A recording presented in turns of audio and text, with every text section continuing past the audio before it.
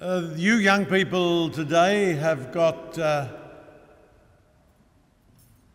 many more opportunities than we had when I was growing up 60 years ago. Life was much simpler then, wasn't as comfortable, but I think it was easier, a bit more boring, but a bit simpler. The prizes for you people are greater, but the penalties for failure are greater. Let me give just two examples. Say my grandfather, if he fell off his horse, he might break his neck, but he'd be more likely to sprain his shoulder. Cars, to the extent that people had them, they weren't particularly fast. Now you can kill yourself and a few others in a car very easily and very quickly. When I was growing up as a teenager 55 years ago in Ballarat, there were almost no drugs in Ballarat, no drugs in the schools. There was no television until I was 15 years of age. Contraceptive pill hadn't been invented until I was in my early 20s. There was no internet pornography. And standards were different. Half the Catholic population went to Mass every week. There were very few divorces. There was too much alcohol, of course. But life was simpler. So your opportunities, you people, some of you could finish up working anywhere, all around the world, here or there. All marvellous opportunities, but the pressures on you are greater and the penalties for failure are greater. Drug addiction, pornography addiction, all these things. So you need something to hang on to.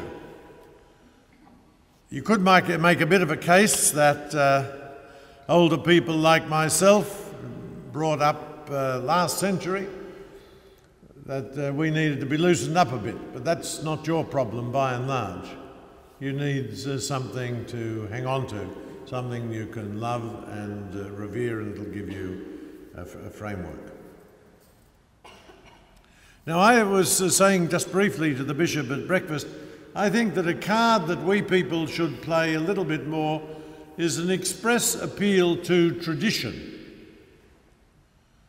We were talking about the new translations for the Mass, and someone at the table was saying, we've celebrated the Eucharist in the same way for 2,000 years. Well, that's certainly true about the basics. It's not entirely true about the particular prayers, and that they're probably, in our Western Church, they probably go back basically 1,500 years.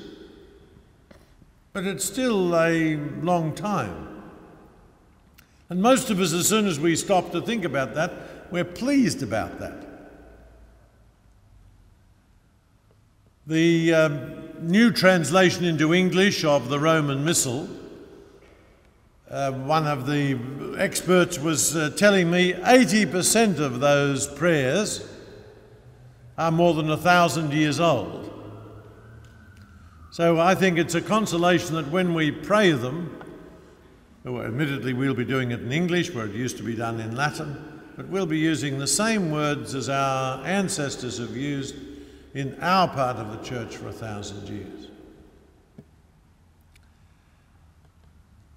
Now we go back much, much further than that. Our father is Abraham. It's a bit disputed whether he lived 1,700 years before Christ or 1,900 years before Christ. He, as you know, was a Jew, a small, wandering shepherd people. The great power at that time was Egypt, and then Later you had the Assyrians and the Babylonians or Chaldeans and the Persians, but the Jews weren't a great power at all. And a little bit later you had the rise, about 2,000 years ago, a bit more, you had the rise of the Chinese kingdom. But for some reason God chose this small, rather difficult but tough, enduring people, to make a special relationship with them and to reveal to them what God really is like. And he gave them a job to do. They were to spread his message. They were to be his people among all the other peoples of the world that he loved. And Abraham had to make sacrifices. He had to leave his home country in Iraq, travel to Canaan. He was briefly in Egypt. And he was promised descendants as many as the stars through his son Isaac. And we're the descendants of Abraham, the other side of the world, nearly 4,000 years later. Then the next great leader was Moses. The Jews had gone into Egypt, things had started to go bad. He liberated them, received the 10 Commandments, and also made something that wasn't entirely explicit. He made something very, very clear, and that is that you were to be devoted to the one true God, and that was it. You couldn't dabble in other religions. See, I'm interested in many different forms of sport. Mind you, with my arthritis, I was very glad I didn't have to dance this morning with those bamboo poles. And I'm past playing tennis, or as I used to, for years. But I enjoy sport. I follow the Test cricket closely.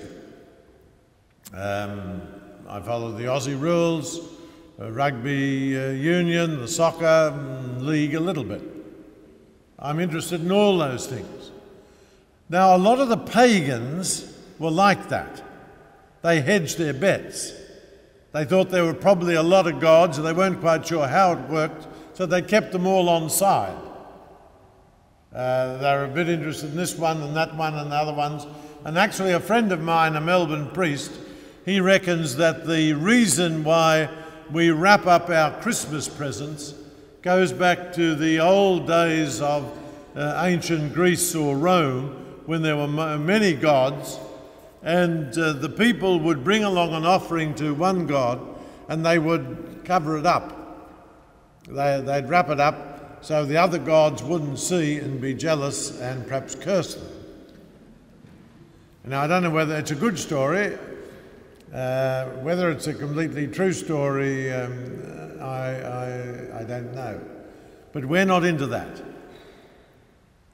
So when Moses received the 10 Commandments, he came down from the hill, and there he found his brother Aaron and a lot of the Jews worshipping a golden calf.